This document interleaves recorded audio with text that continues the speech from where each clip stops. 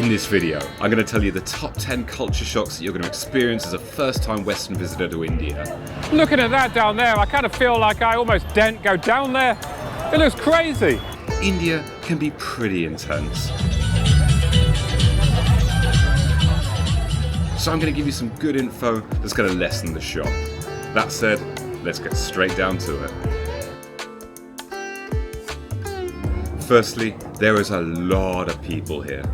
At the time of making this video, India is the most populous country in the world. There's over 1.4 billion people here.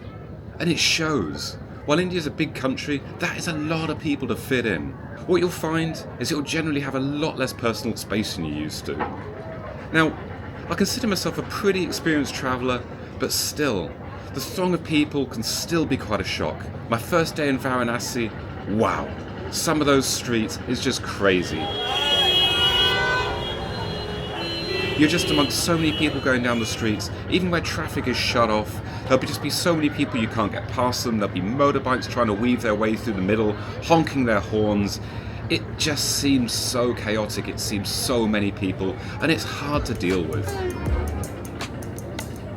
The gap between the rich and the poor in India is really one of the other biggest shocks. It's common to see those with nothing living alongside the rich. You'll almost certainly have beggars approaching you regularly, sometimes not leaving you alone, sometimes small children, sometimes grabbing you, not taking no for an answer. It's really, really hard sometimes. There's many Indians still living in slums, which lack basic amenities like proper sanitation and clean water. Even in non-slum areas, a significant portion of the population lives in densely packed neighbourhoods with limited resources. And historic old city areas may have an old world charm, but they also struggle with issues of basic sanitation and infrastructure. The Indian government is working on poverty alleviation programs and improving infrastructure in older city areas, but the legacy of poverty is not something that's going to be solved quickly. But the old and the new, the rich and the poor, coexist, and this has become a defining characteristic of modern India. You also have booming metropolises like Mumbai and Delhi that showcase the country's rapid modernisation. There's gleaming skyscrapers housing corporate offices and luxury apartments, efficient metro systems, international airports and well-maintained roads providing connections between. India's a hub for IT and outsourcing, and aside from the local companies, many multinational corporations are setting up shop here. Gurugram, just by Delhi, is a new corporate hub for India, and as well as housing more than 60% of the top India 500 companies, it also has offices from major international companies. And as well as the office buildings, there's modern malls, international restaurants and crazy nightlife.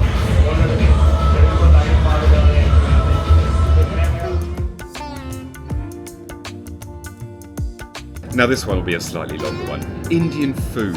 It can be an incredible adventure, but there's certainly some aspects that might shock you when you first hear.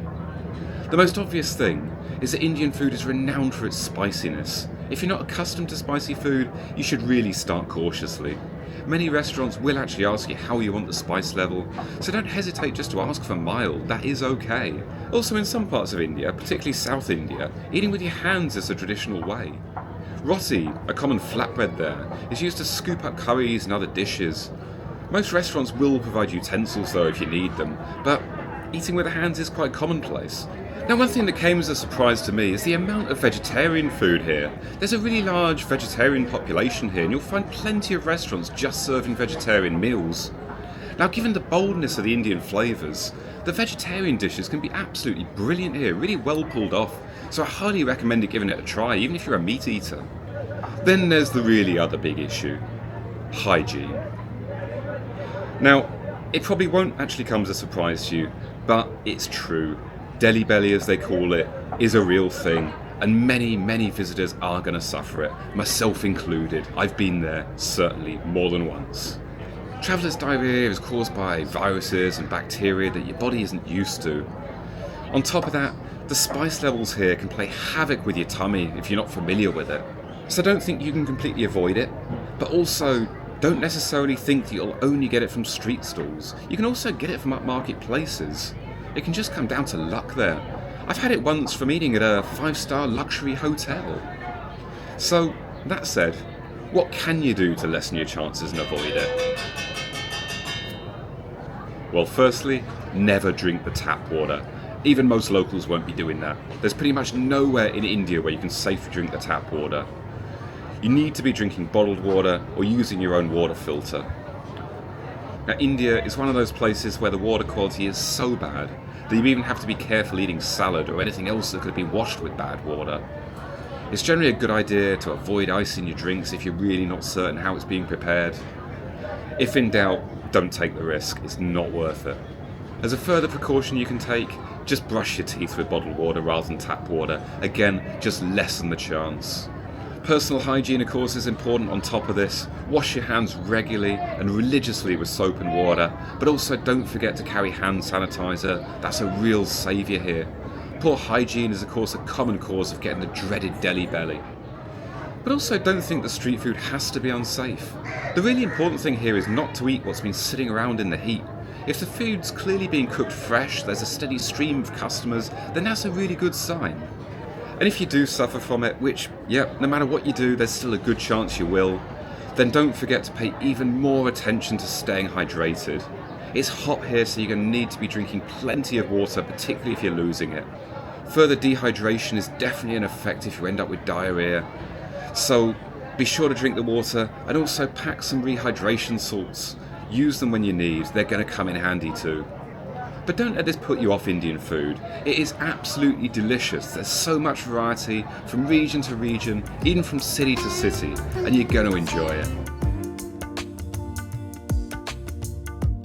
On a completely different note, you're going to see a lot of animals on the streets here in Indian cities. Let's start with the obvious, the cows.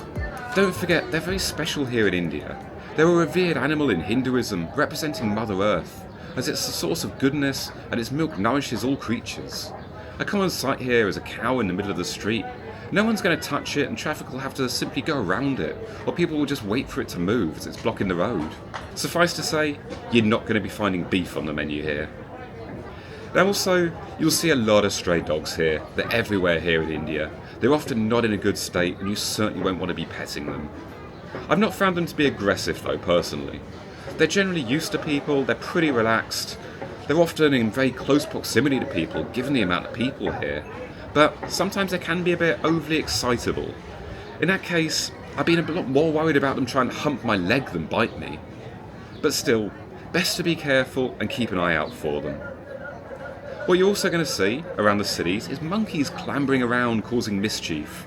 The locals don't seem to like them too much. You'll often see the locals just throwing small stones and things at them to keep them away from their property. And then, finally, you're going to see pigs and goats occasionally wandering around.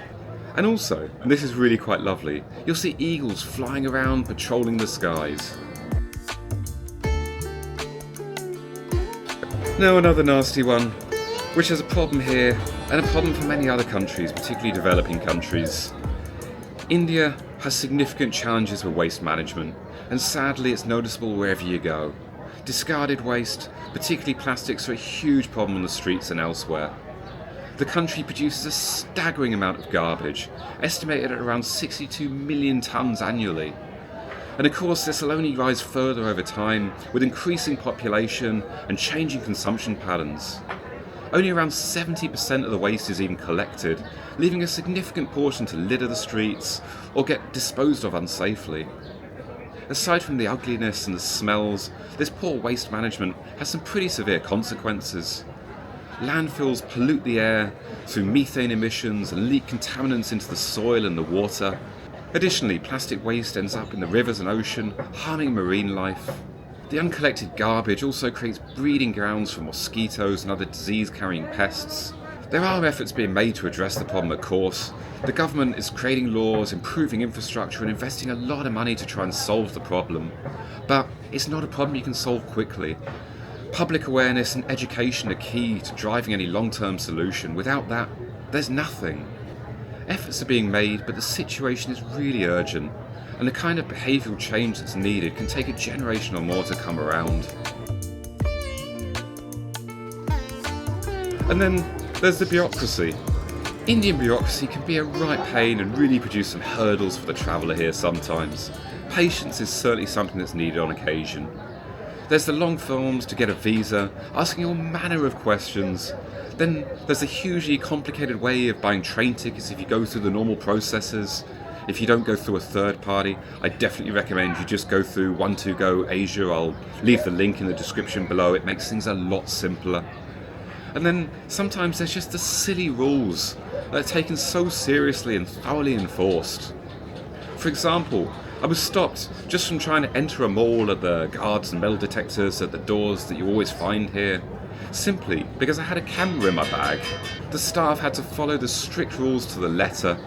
The only way I eventually made it through was a manager came along and said I could come through as long as the camera remained in my bag. So sometimes you can get away with these things depending on meeting someone higher in the hierarchy, it seems. Then the rules can get a little bit more flexible. But, well, it can be kind of crazy. And of course, I finally did get in that mall, and it doesn't stop all the people just with their mobile phone cameras anyway. Seems to make no sense, but that's the way. Oh, then there's the next one. And this one's been grating me here where I sit currently in Varanasi. The roads. Now, yes, there's some great roads linking key places here, some nice modern highways and that kind of thing, but there's certainly some shocks too. Now, if you're used to traffic in East Asian countries, it probably won't come as so much of a shock here, but the normal rules just do not apply. You're driving, you see a roundabout coming and your exit is most of the way around, no problem. Just go round it the wrong way. Everyone else will anyway. Lanes are completely ignored, horns are used constantly just to say, I'm here. And then of course, there's a classic Indian sight of a cow in the middle of the road and the traffic just having to weave on by. Even on a highway sometimes you'll see traffic coming the wrong way down the street. You'll even see a makeshift lane coming, so there's so much traffic going the wrong direction, just because it's easier than going all the way around. It's just a symphony of chaos and noise. And the noise particularly can really get too much sometimes. From the relentless honking of horns, to music blaring in the street, the call to prayer, the shouting at markets. All of it together can be really overwhelming, sometimes headache-inducing, but it's all part of the vibrant energy of this incredible country. But yes, sometimes it is really, really hard. And there's a part of me sitting here in Varanasi right now that can't wait to be in the quiet and peace of home. And the last one, partly related to the garbage and waste problem I talked about earlier, the smells.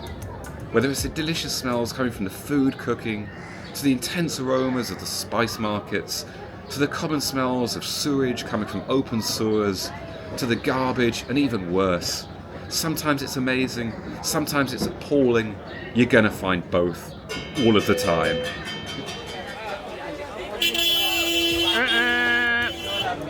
So yeah, that's my 10 shocks. You can just come here and stay in a bubble, and some people choose to, but then you're not gonna see the real India. The real India can be a really challenging place to travel, even for an experienced traveller. It's a country that for the visitor is easy to both love and hate. To love the many wonderful things here, but also to find the negatives so hard to cope with. Everywhere you go there's something to look at, sometimes beautiful, sometimes strange, sometimes awful. But overall it is so worth it. It's not my first time here and I'll surely come back again. You find me at the moment getting towards the end of a 4-week stay. And it's been extremely wearing. But anyway, you will have a great time. Just come with that open mind and know what to expect, and certainly have the patience to get by with the tougher stuff here. So I hope you've enjoyed this video and it has been useful to you. And check out my other videos giving some other travel tips, also what you shouldn't do when you come here, and also just some vlogs on various places in India. Might give you some more of an idea. I'll link to a couple of those here and maybe even here. So I hope to see you again, and I hope you have an amazing time here in India. Goodbye for now.